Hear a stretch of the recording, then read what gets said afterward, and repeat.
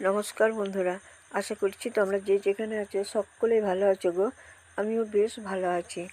বাঁকুড়া জেলার এক সবুজ ঘেরা গ্রাম থেকে আমি তারা তোমাদেরকে জানাচ্ছি আমার ব্লগ চ্যানেলে অনেক অনেক ভালোবাসা। তো বন্ধুরা দেখো, আমি সকালে উঠেই জামা কাপড়টা চেঞ্জ করে এই যে দুয়ারে গোবরটা দিয়ে দিলাম। তারপরে বন্ধুরা দেখো, আমি উঠোনটাও ঝাড়ু দিয়ে নিচ্ছি। বলতে বলতে আমার ওই দিকটা ঝাড় দেওয়া হয়ে গিয়েছিল, এখন আমি এই দিকটা ঝাড় দিয়ে নিচ্ছি। আর এখন তো একটু পাতা পড়াটা কমেছে, নইলে কিন্তু এই উঠোন বলে চেনা যেত না, একেবারে জঙ্গল হয়ে থাকতো। তো চলো, আমি সমস্ত উঠোনটাই ভালো করে ঝাড় দিয়ে নিচ্ছি। পাতা এখন পড়ে না বলাটা ভুল, মানে অল্প স্বল্প পড়ে। তো যাই হোক, মানে আগে যেরকম পড়তো সেরকম আর পড়ে না। আর কি বলো তো, যতই তুমি পরিষ্কার পরিচ্ছন্ন করো, সব সময় যদি পাতা পড়ে তাহলে কিন্তু ভালো লাগে না। তো যাই হোক, বলতে বলতে আমার এদিকটা লাতা দেওয়া হয়ে গেল। আর ওই যে দেখছো, ঘরের ভেতরটাতেও কিন্তু লাতা দিয়ে দিয়েছি আজ। আর তোমরা তো দেখেইছো, এই ঘরটাতে থাকে আমার সাইকেলটা আর স্কুটিটা। আর রাত্রেবেলায় আমরা এখানটাতেই এখন শুই, কারণ এখন গরম পড়ে গেছে। তো বন্ধুরা, এবার আমি চলে এলাম একেবারে দুপুরের দিকে, কারণ আজকে কিছু জামা কাপড় এখান থেকে বার করব। কেন বলো তো, তোমরা দেখতে থাকো, তাহলেই কিন্তু বুঝতে পারবে যে কেন আমি জামা কাপড়গুলো বার করছি। তো প্রথমে আমি আমার এই ব্লাউজটাকে ঢুকিয়ে দিচ্ছি। আর এই যে ট্রলিটা দেখতে পাচ্ছ, এই ট্রলিটা হচ্ছে আমার বিয়ের ট্রলি, মানে গায়ে হলুদে ওখান থেকে দিয়েছিল। তো সেই থেকে আমি এটা এখানেই রেখে দিয়েছি, কারণ ওখানে তো আমার জামা কাপড় থাকে আলমারির মধ্যে, আর এখানে তো আমার আলমারি নেই। তাই এটার মধ্যে আমি কিছু জামা কাপড় রেখে দিয়েছি, যেগুলো সচরাচর ব্যবহার করে। তো চলো, বলতে বলতে আমি এই যে ব্লাউজ, সায়া এগুলোকে ঢুকিয়ে দিলাম। এগুলো নতুন, মানে এখনও ভাঁজ খোলাই হয়নি। আর এই যে দেখতে পাচ্ছ, এই শাড়িটা না অনেক দিন থেকে নেওয়া হয়েছে, তো মা বলছে যে এটা পরবি, নইলে কিন্তু নষ্ট হয়ে যাবে। আর এই যে চুড়িদার, এগুলো আমি পরি, এগুলো মানে শীতকালে পরি। বাড়িতে তো পরি না, আর শ্বশুরবাড়ি গেলেও শাড়িই পরি।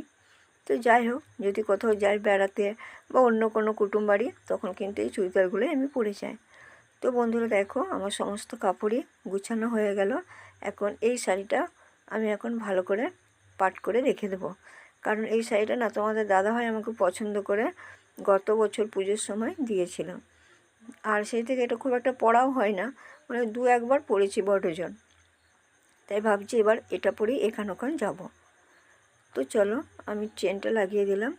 তারপরে দেখো বন্ধুরা, এই যে চুড়িদারটা বার করেছি, এটা পরেই আজকে যাব। আর কোথায় যাব সেটা একটু পরে বলছি। তো আমি এটাকে বার করে রেখে দিলাম। তারপরে এটাকে আমি এখন ঘরের মধ্যে ঢুকিয়ে রাখি।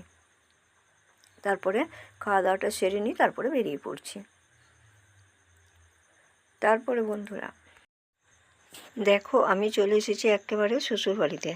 আর এসে আমি কিন্তু জামা কাপড়টা চেঞ্জ করলাম, তারপরে চা করলাম, তারপরে এই যে আঁচ ধরাতে বসে পড়েছি। আর ওই যে তোমাদেরকে কথা দিয়েছিলাম যে আমি যাব এক জায়গা, তো সেটাই বলছি।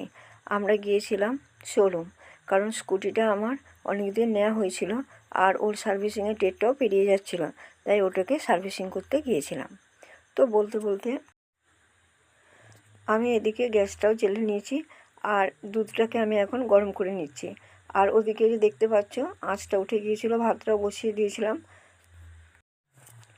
তো ভাতটা বোধহয় হয়ে গেছে, কারণ আঁচটাও চলে গিয়েছে। তো যাই হোক, এখন আমি এদিকে দুধটাকে ভালো করে ফুটিয়ে নিই, কারণ এই দুধটা দিয়েই আজকে ভাত খাবো। তো তারপরে বন্ধুরা দেখো, ওদিকে ভাতটা হয়ে গেছে, আমি বসিয়ে রেখে, আর এদিকে আমি তরকারিটা করে নিচ্ছি।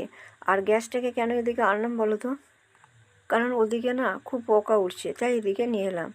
আর এখন আমি এই যে মাছটাকে ভেজে নিচ্ছি। মাছ বলতে মৌরলা মাছ। আর এই যে আলু, টমেটো, পেঁয়াজ এগুলো বানিয়েছি, এগুলো দিয়ে মৌরলা মাছের ঝাল করব। আর ওই যে দুধ গরম কড়াই হয়েছে, ওইটা দিয়ে রাত্রে ভাত খেয়ে নেব। আর জানো তো বন্ধুরা, কোনো জায়গার থেকে এসে না রান্না করতে ইচ্ছা হয় না, কিন্তু কি করব, উপায় তো নেই, রান্না না করলে খেতেও পারবো না। তাই যাই হোক, আমি এই যে আনাজপাতিগুলো কষে জল দিয়ে দিলাম।